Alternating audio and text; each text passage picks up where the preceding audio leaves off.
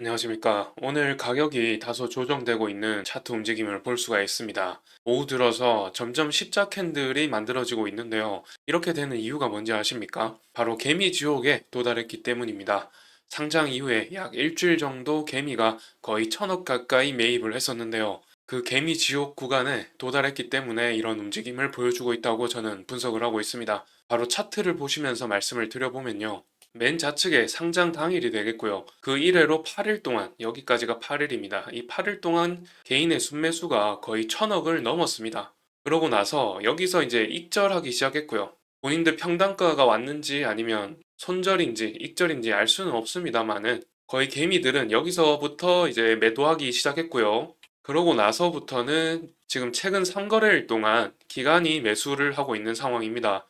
그리고 개인의 잔량이 거의 이제 1,000억에서 300억 정도 빠져가지고 700억 정도가 지금 순매수 상태인 거고, 그리고 여기에서부터 기간이 300억 정도가 지금 들어오고 있습니다.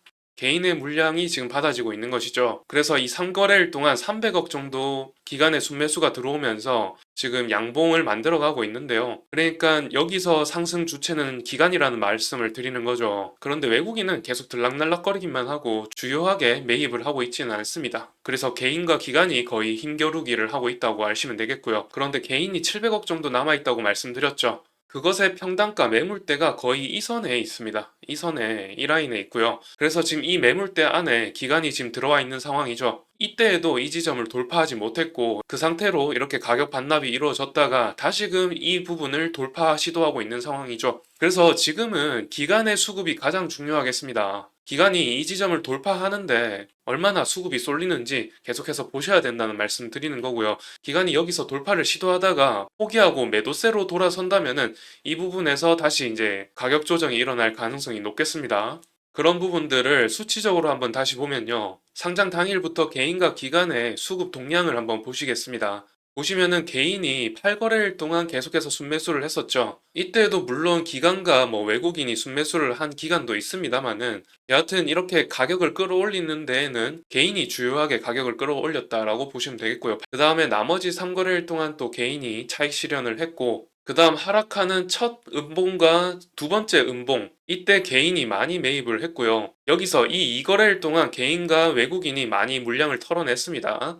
그러고 나서 나머지 이 두 음봉에서는 외국인과 개인이 많이 매입을 했고요. 그 다음 이 첫 양봉부터 기관이 주요하게 진입하고 있는 상황이죠. 충분히 개미 털기가 이루어졌고 또다시 개미가 많은 개미 지옥으로 들어섰다는 얘기가 되겠습니다. 그런데 아까 말씀드렸다시피 8거래일 이렇게 상승하는 동안에 개인이 굉장히 많이 샀고 또 첫날에 상장 첫날에 개미가 굉장히 많이 물려 있었기 때문에, 그리고 여기에 매물대가 있기 때문에 이 부분을 돌파할 때마다 물려있던 개미 물량이 계속해서 털어지고 있는 상황이고요. 그리고 여기서 또 개미가 또 물려있죠. 그랬다가 개미가 이렇게 가격이 올라가는 동안 300억 정도 털어낸 상황입니다.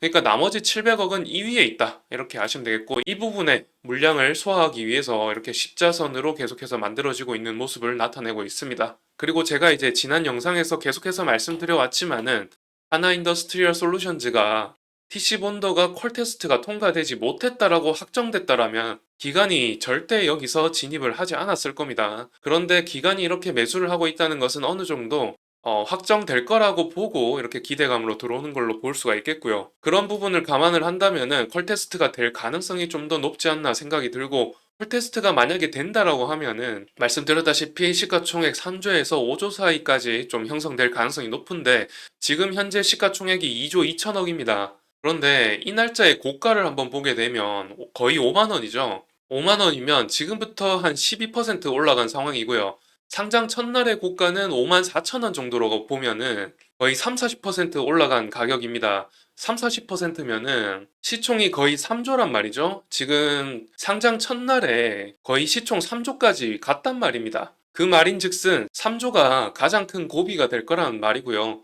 그리고 이제 앞에 이 날짜에 시총 2조 5천억 정도 가까이 갔단 말이죠. 시총 2조 2천억에서 시총 2조 5천억 사이가 이 심리적인 저항선으로 지금 계속해서 작용하고 있습니다. 그래서 굉장히 지금 뭐 간을 보고 있는 상황이기 때문에, 그래서 이제 캔들 자체가 도지선으로 나오는 거고요. 그런 부분도 반영이 돼서요. 그래서 그런 심리적인 저항선과 개인이 많이 물려있는 이 개미 지옥 구간에서 기관 수급이 지금 오늘 30억 정도 들어왔고 외국인이 120억 정도 나간 상황이죠.